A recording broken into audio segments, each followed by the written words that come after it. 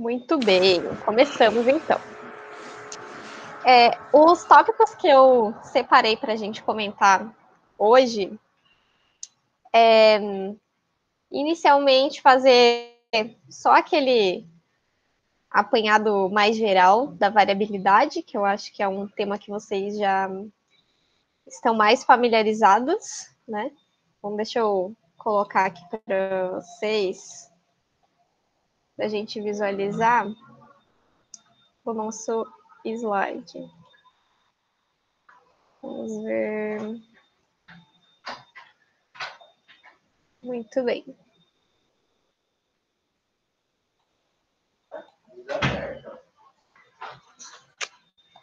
Muito bem.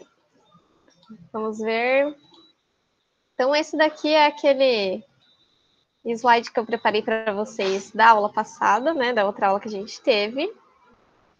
E o que nós vimos na aula anterior é que o ciclo cardíaco ele se repete num intervalo que não é ritmado, ou seja, ele não acontece sempre no mesmo segundo, né? Sempre a cada segundo ele se repete. Exatamente essa diferença de tempo de contração entre uma batida e a próxima despolarização é que confere a variabilidade da frequência cardíaca, ou seja, quanto maior é essa oscilação entre os intervalos de uma nova despolarização, mais adaptado é esse sistema de controle elétrico cardíaco, certo? Porque quanto maior a oscilação entre o tempo em que vai começar um novo potencial de ação, uma nova despolarização lá no nódo sinoatrial, mas esse coração tem a habilidade de aumentar a sua frequência ou reduzir, dependendo da situação em que ele se encontra. Quem faz isso, quem faz gerar esse novo potencial de ação, vai ser a influência simpática ou parasimpática, que é a influência lá diretamente no nosso sinoatrial e atrioventricular, e ainda do sistema simpático, tem fibras que vão diretamente sobre o tecido cardíaco, né, que a gente viu. Do parasimpático, não, apenas a aferência neural chega apenas lá no nódo sinoatrial e atrioventricular, tá? Resultado da atividade simpática vai aumentar a força de contração e vai aumentar a frequência de disparos, né? Então, o ritmo e a força de contração. Efeitos do sistema parasimpático é redução do tempo que vai levar uma nova despolarização, ou seja, reduz a frequência cardíaca. Porém, não altera a força de contração, né? Então, ela se mantém ali no nível basal, certo? Oi? Já. Viu? Eu tô gravando, pode ir. Deixa lá. Deixa amanhã eu falo. Muito bem. Não apareceu? Não apareceu. Não. Certo? Foi aqui. Bom, é a parte introdutória. Vai vendo. Muito bem. Então, o que a gente tem? Entre cada despolarização, entre cada nova despolarização, a gente consegue mensurar o tempo que levou entre uma despolarização e a sua próxima despolarização. Esse intervalo entre despolarizações a gente chama de intervalo RR, ou seja, a gente vai ter um registro de quantas vezes o coração bateu e o tempo que levou entre cada batida.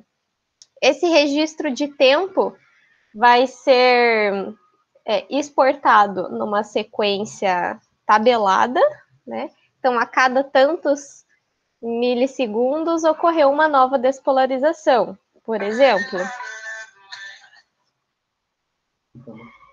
E Esse intervalo de tempo a gente chama de intervalo RR. Então, o primeiro dado que a gente tem quando a gente vai estudar este registro é o primeiro dado estatístico, que se chama média do intervalo RR. Ou seja, vamos pegar todos os milissegundos que a gente teve dentro daquele registro, somar um com o outro e dividir pelo número de ocorrências. Ou seja, a gente vai ter uma média de intervalos RR dentro de um determinado período, certo?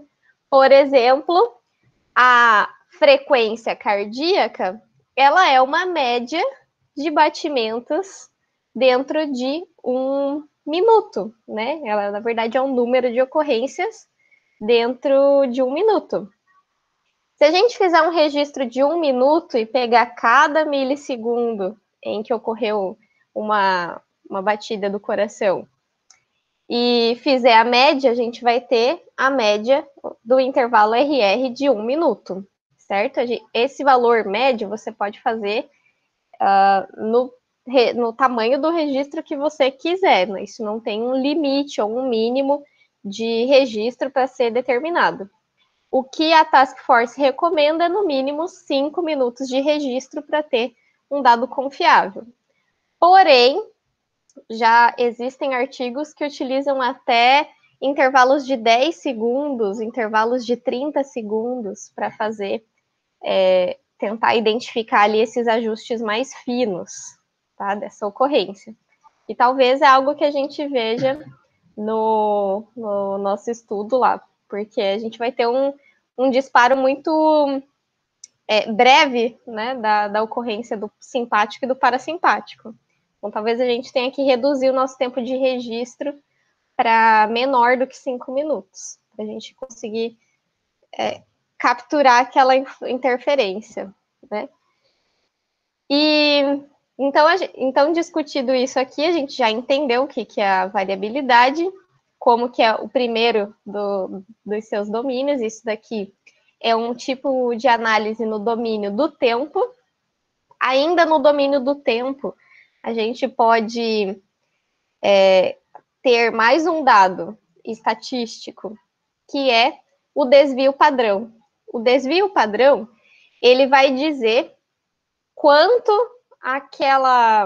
aqueles registros variaram ao redor da média. Ou seja, pensando que o batimento mais curtinho que teve foi 700 milissegundos, e o batimento mais longo foi de 1000 milissegundos. Então, a gente tem que ter um jeito de explicar o quanto aqueles batimentos dispersaram ao redor da média, que é aquele valor que a gente somou todos e dividiu pelo número de ocorrências, né? Digamos que ele varia... Aí a média, por exemplo, é que você falou, o mínimo 700 e o máximo 1000. Aí, digamos que lá na média deu 800. Aí, esse desvio padrão é 800... Daí vai ser mais ou menos... Um erro de... Mais ou menos um desvio padrão de 100 milissegundos, por exemplo. Entendi. Uhum. É o quanto variou para cima ou para baixo ao redor da média. Então, o desvio padrão tipo também... eleição. Oi? Tipo eleição. Exatamente. O dado estatístico da eleição. Um outro dado que a gente pode ter também, que é um dado estatístico, é a variância, que também é uma outra forma de expressar o quanto aqueles valores dispersaram ao redor da média, para cima ou para baixo. E ainda o quarto índice é o RMSSD. O RMSSD, ele é outro cálculo matemático, ele é a raiz quadrada dos intervalos normais, ou seja, depois que a gente filtra esses registros, tira o que a gente chama de artefatos, ou seja, aqueles batimentos que, de repente, teve um erro de registro, que não são, assim, exatamente fisiológicos, por exemplo, um intervalo lá de 200 milissegundos, é muito pouco provável que vai acontecer uma despolarização e uma próxima despolarização dentro de 200 segundos, de 200 milissegundos. Então, isso é um artefato, a gente chama. Tá? Então, a gente tira esses valores quando faz a filtragem. E aí, quando a gente faz essa filtragem, a gente pega esses intervalos, um do ladinho do outro, a gente vê que eles são normais. São feitas, então, raiz quadrada desses valores e é feita uma média também. E isso se chama RMSSD. O que isso quer dizer, né? Qual que é a importância fisiológica disso? O intervalo RR, ele é uma média. Então, ele precisa ser um valor médio. O desvio padrão e a variância querem dizer o quanto aquele valor oscila ao redor da média. Isso tem que ter um valor razoável, mas quanto mais ele varia ao redor da média, melhor para a gente, né? Mais adaptado vai estar aquele sistema em subir ou descer no tempo de despolarização. Por outro lado, o RMSSD, que é essa raiz quadrada dos desvios padrões normais, ele, quanto mais baixo, melhor. Por quê? Quanto maior o número desse RMSSD, quer dizer que menos hábil é aquele coração em subir e descer no tempo de uma nova despolarização, tá? Então, o RMSSD, basicamente, ele, quanto mais baixo, e não tem um número padrão para isso, né? Sim. O Rai, aqui tá travando, né? Eu não sei se é aqui na minha internet ou se é aí. Tá funcionando normal aí, né? Você tá em qual slide? Tô aqui nesse paradinho mesmo Tá me ouvindo bem, né? da frequência, que eu não tô ouvindo. Uhum. Oi? Tá.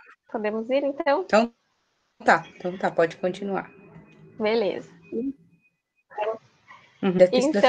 Então, não tem um valor específico para o RMSSD, não tem um valor limite. Teve 50 de RMSSD? Não existe. Mas para a própria pessoa, quanto mais baixo o valor do RMSSD, melhor está esses desvios padrões, tá? Mas maior vai ser a habilidade dele em oscilar, se adaptar ali nas diferentes demandas cardiovasculares. Quanto mais elevado o nível, quanto maior o valor do RMSSD, indica que menos hábil está esse coração, tá? O que eu vi nos registros é que quando nós temos pessoas mais ansiosas, mais hipertensas, ou que apresentam uma frequência cardíaca mais elevada, o valor do RMSSD também é mais elevado, tá? E pessoas que são mais calmas, têm uma frequência cardíaca mais baixa, apresentam um RMSSD mais baixo também. Então, isso pode ser algo que a gente vai esperar na análise do domínio do tempo. Talvez a gente espere que no estímulo parasimpático o valor do RMSSD vai subir. Não, desculpa, vai descer, né? Vai ser um valor mais baixo. E quando a gente tiver o estímulo do plexo solar, que vai aumentar o sistema simpático, a gente espera que o RMSSD apresente um valor mais elevado comparado com a mesma pessoa, né? Porque a gente não vai ter valores definitivos, assim, todo mundo vai estar próximo de 50, todo mundo vai estar próximo de 100, tá? Então, esses aqui são as variáveis do domínio do tempo. No domínio da frequência, então, é como se fossem duas telas diferentes lá no no software que vai fazer a avaliação desse registro, certo? Na primeira tela, a gente tem o domínio do tempo, a gente entra numa outra opção que é do domínio da frequência. E nesse domínio da frequência, lembra que a gente viu que o programa ele vai identificar as ondas que tem um comprimento de 0,15 a 0,4 Hz, e ele vai chamar isso de ondas de alta frequência. E ele também vai segmentar as ondas que forem de 0,04 até 0,15 Hz em ondas de baixa frequência, tá? Então ele vai separar dentro daquele monte de onda, daquele monte de registro, as ondas que ficam dentro da frequência que a gente vai determinar por esse intervalo, que são de 0,15 a 0,4 Hz como alta frequência, e de 0,04 a 0,15 Hz como ondas de baixa frequência. As ondas de alta frequência, elas estão muito relacionadas com a atividade do sistema nervoso parasimpático. E a atividade das ondas de baixa frequência estão relacionadas com a atividade do sistema nervoso simpático, tá? Então, é essa derivação que ele vai fazer, vai segmentar as ondas, aquelas que tiverem um comprimento de onda maior, ele vai chamar de alta frequência e vai dizer, e vai estar relacionado à atividade do sistema parasimpático. E já do sistema simpático, aquelas ondas que têm uma frequência, um comprimento de onda um pouco menor. E aí tem um outro índice também, que é a relação LF-HF. O que isso significa? Ele vai pegar o valor que foi encontrado dentro daquele registro de número de ocorrências de ondas de alta frequência e número de ocorrências de ondas de baixa frequência e vai dividir uma pela outra. Então, quando a gente divide o número de ondas de baixa frequência pelo número de ondas de alta frequência, a gente tem uma razão. E essa razão nos indica como que está o equilíbrio, ou o que a gente chama de balanço simpato-vagal. O que acontece é que nunca vai ter 0 de atividade simpática e 100% de atividade parasimpática, ou o contrário. Sempre vai haver um predomínio de uma sobre a outra.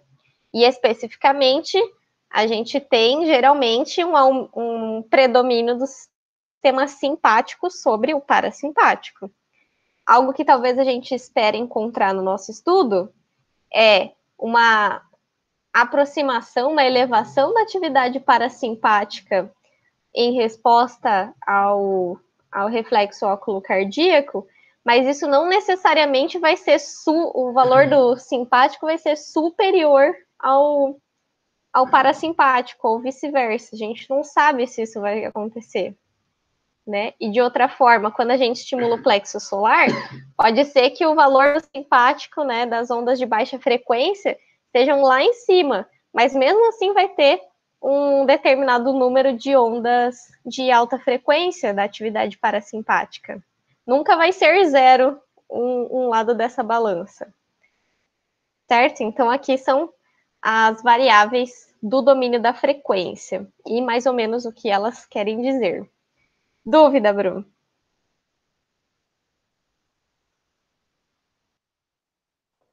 Não, acho que deu para entender bem. Uhum. Então, em relação ao domínio do tempo, a gente tem a variabilidade, né, o número, intervalo RR médio. a média, o intervalo RR, a média, e o RMSSD, que é essa raiz quadrada de cada intervalo. Exatamente. Na verdade, são 4 dados que a gente pode ter no domínio do tempo.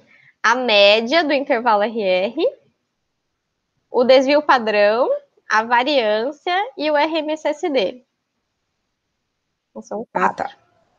A variância que eu acho que cortou aqui naquela hora que caiu a internet, meio que a internet, Tá. que talvez deve ter pulado. A variância, então, assim como o desvio padrão, ela também é uma medida de dispersão. Ela também é um cálculo matemático que diz o quanto aqueles valores oscilam ao redor da média.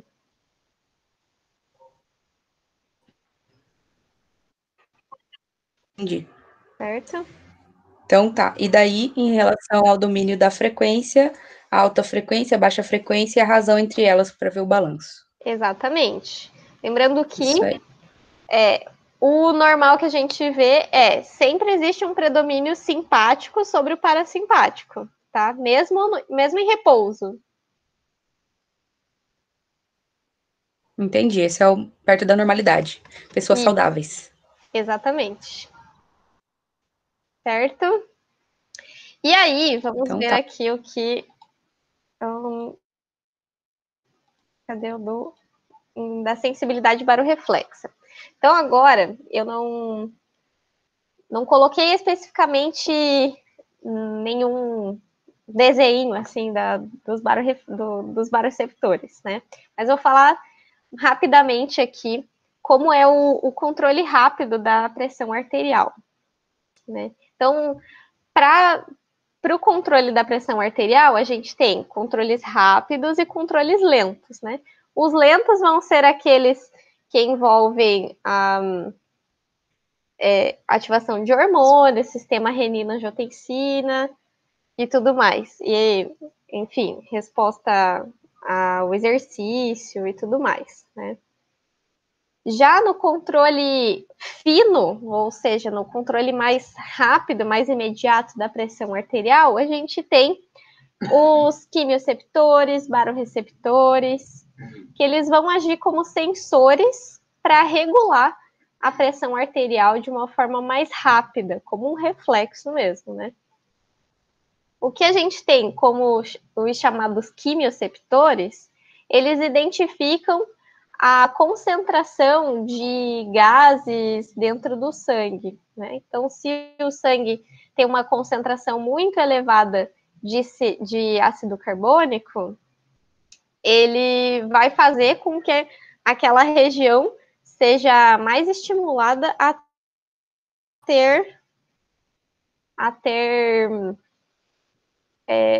trazer mais oxigênio para deixar mais equilibrada a acidificação local, certo? Então, os quimioceptores respondem às substâncias químicas, especialmente ao ácido carbônico. Já os barorreceptores, que a gente já conhece, eles são sensores sensíveis a estiramento ou a pressão. O que acontece? Esses barorreceptores, eles são umas células muito sensíveis, a membrana plasmática deles é muito sensível a algum tipo de estiramento, ou seja, quando a gente puxa, né, ou quando ele é pressionado, ou quando ele sofre uma pressão por conta da passagem sanguínea, né? Esse tipo de tensor, ele dispara um potencial de ação que vai lá para a região do bulbo e vai fazer com que tanto o coração quanto os vasos sanguíneos recebam eferências para se ajustar de acordo com a demanda, seja para elevar ou para reduzir a pressão arterial, né? Então, essa variação da pressão, ela é sentida pela membrana desses barorreceptores, que ficam lá no arco da aorta e na bifurcação da carótida, né? Então, isso aí, a localização desses barorreceptores, a gente já conhece também. Vamos ver aqui. Então, vias aferentes, né? Esses sensores que estão ali nessas grandes artérias, né? No arco da aorta e na bifurcação da carótida. Eles sentem como que está a pressão arterial. Lembra que a pressão arterial fisiológica, ela é o primeiro impulso que esse sensor vai sentir é em torno de 120 milímetros de mercúrio, e o final, que é a diastólica, em torno de 80 milímetros de mercúrio, né? Então, esse sensor, ele está esperando sempre receber esse tipo de força, né, vinda da ejeção cardíaca. Então, primeiro uma força forte e vai reduzindo de 120 a 80 milímetros de mercúrio. E, novamente, uma nova onda com a próxima ejeção. Quando esse sensor ele sente que está vindo algo, quando ele sente que está vindo uma pressão maior, ou seja, que a pressão arterial está aumentando, né? Ou seja, a força com que chega aquele sangue ejetado do coração, ela é maior do que esse sensor estava esperando, ele já dispara um potencial de ação lá para o sistema vasomotor para reduzir essa pressão arterial. E ele vai fazer isso como? Tanto reduzindo a resistência vascular periférica, quanto reduzindo a frequência cardíaca, né? Quando a gente tem esse tipo de ação, quem está entrando em ação é o sistema parasimpático, que é para reduzir, né? Então, reduz a força de contração, reduz a frequência cardíaca e e diminui a resistência vascular, ou seja, deixa o calibre dos vasos maior. O contrário, quando esse sensor percebe que a força de sangue que está chegando ali na parede do vaso, ela é menor do que 120, ele vai sinalizar lá para o sistema de controle vasomotor um aumento, né, dessa pressão arterial, ou seja, vai vir a informação pela atividade simpática para aumentar a força de contração, aumentar a frequência cardíaca e aumentar a resistência vascular periférica, ou seja, o calibre dos vasos também vai ficar menor. Então, como a resposta desse baroreceptor vai ser aumentar a atividade simpática ou a parasimpática para deixar essa pressão arterial dentro dos limites normais, a gente chama essa reação de sensibilidade barorreflexa, ou seja, é o quanto essa frequência cardíaca vai alterar em detrimento da pressão arterial. Então, é exatamente isso que esse índice, é exatamente isso que ele quer dizer, né? Ele é uma regressão linear entre a variação da pressão arterial e a variação da frequência cardíaca. Por isso que a gente tem aqui no slide esse desenho cheio de linhas azuis e vermelhas, né? E no eixo X, a gente tem a pressão sistólica. E no eixo Y, a gente tem o intervalo de pulso, ou seja, o intervalo entre ondas RR. Aqui, o que quer dizer essa sensibilidade barorreflexa? Cada trecho dessa linha é uma regressão linear que foi encontrada dentro daquele registro, onde existiu uma sequência de no mínimo três registros, onde, ao mesmo tempo que aumentou a pressão arterial, aumentou o intervalo RR. Percebam que elas estão ascendentes, né? Esse é um registro que a gente espera encontrar quando existe uma ativação simpática, principalmente, né? Então, essa ascendência. Quando a gente tem uma maior atividade parasimpática, a gente consegue identificar mais ondas em descendência, tá?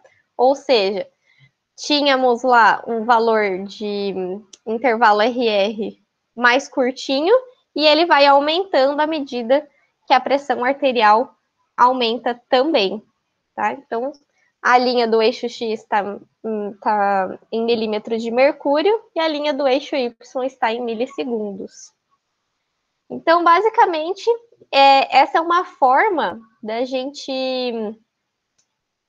traduzir o quanto o nosso sistema de controle da pressão arterial foi efetivo em mandar a sua atividade simpática ou parasimpática para manter a pressão arterial nos níveis fisiológicos. Certo? Deu para entender? Vou ver se...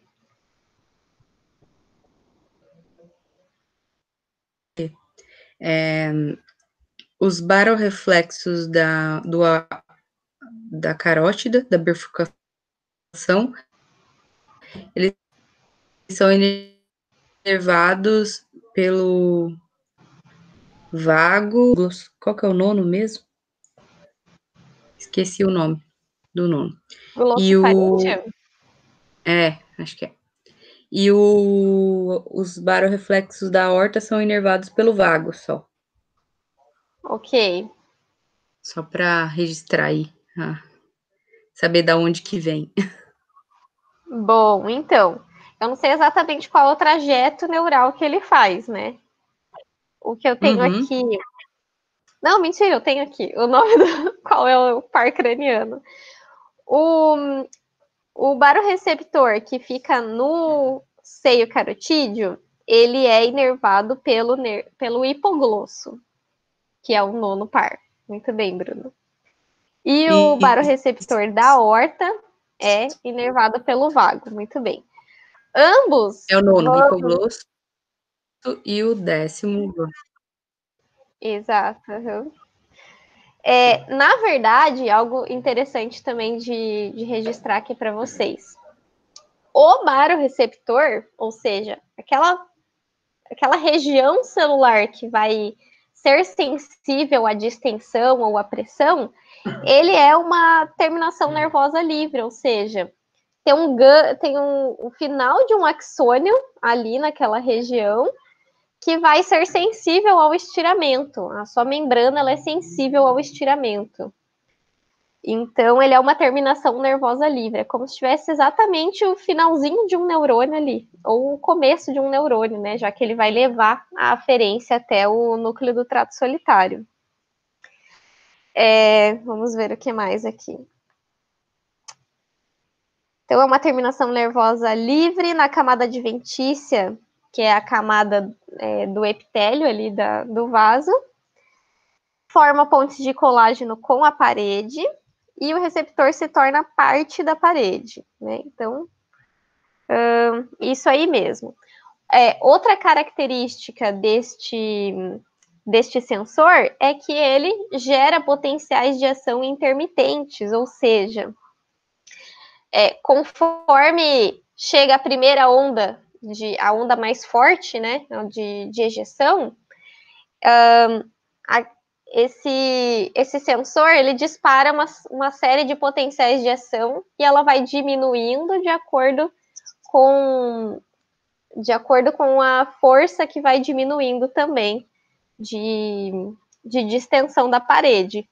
E aí, quando vem a próxima onda de ejeção, ele dispara potenciais de ação mais rapidinho e vai diminuindo conforme ela chega mais próxima do 80 milímetros de mercúrio. Então, esse disparo de potencial intermitente, ele é reconhecido lá no núcleo do trato solitário, no bulbo. E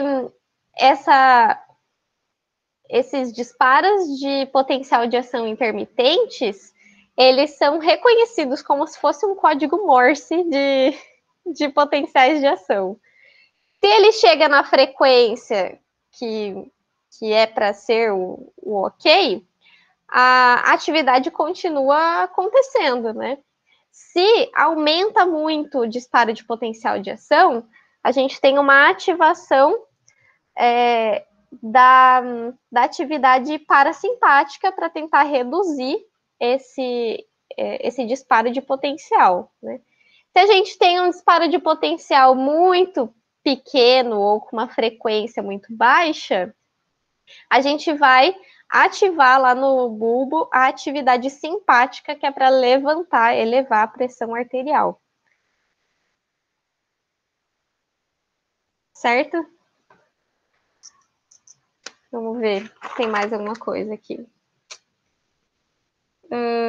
Não, daí tem quimiorreceptores, é isso aí mesmo. É isso aí que, então, se eu tenho um aumento, vou tentar fazer um resumo aqui, você vai me corrigir. O aumento da pressão arterial, aí sentidas pelos baroreceptores, levam essa informação para o núcleo do trato solitário, lá nos centros bulbares, centro regulador bulbar. E daí, de lá, se eu tive um aumento da pressão arterial, de lá ele vai ativar vago, né, positivo para o vago e negativo para a parte simpática, para fazer esse balanço. Exato. Então, ativa parasimpático, inibe simpático e, consequentemente, eu diminuo a frequência cardíaca e diminuo a pressão arterial. Exato. Lembrando que as repercussões são sobre o coração e sobre os vasos. Tá, sobre o coração e os vasos. E daí, ao contrário, quando tem uma diminuição da pressão arterial, sentidas nos baroreceptores, que vão levar, no caso da aorta, via vago, e no caso da carótida, via hipoglosso. Esqueci de novo o número do vago, o nome do nono. Hipoglosso. Para o núcleo do trato solitário, nos centros bulbares, que são centros reguladores da pressão arterial, e lá ele vai inibir vago, inibir parasimpático e ativar simpático, que é os nervos cardíacos. E daí, consequentemente, a gente tem aumento da pressão arterial e da frequência cardíaca, débito cardíaco, porque no caso é a parte simpática sendo ativada, melhorando a força de ejeção. Exatamente, isso aí. E aí, dentro do registro, quando a gente registra a pressão arterial continuamente e o disparo de intervalos RR continuamente, a gente consegue fazer essa regressão, colocando duas colunas, uma coluna de intervalo RR e uma coluna de pressão arterial sistólica, e a gente consegue identificar em algumas sequências, no mínimo 3 sequências, teve um aumento do intervalo RR e aumento da pressão arterial sistólica, por exemplo. No mínimo 3 sequências de aumento, isso a gente chama de sequências up. E o nosso programa, né, que vai aparecer esse monte de risquinho, vai identificar para a gente, aconteceram, dentro desse registro de 5 minutos, aconteceram, sei lá, 80 ocorrências de disparo up.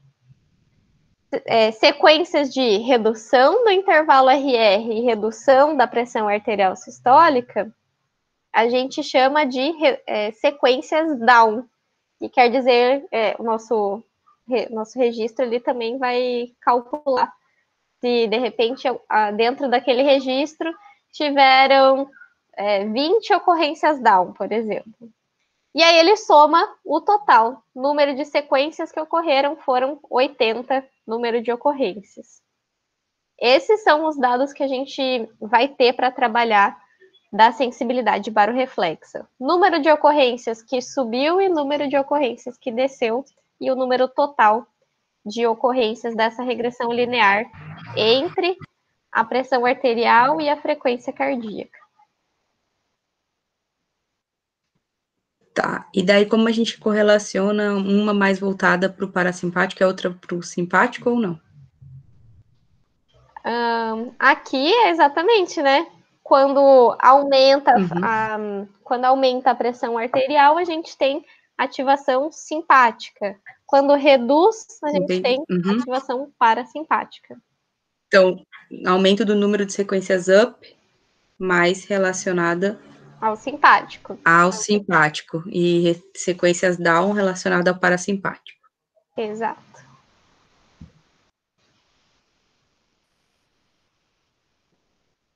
Certo?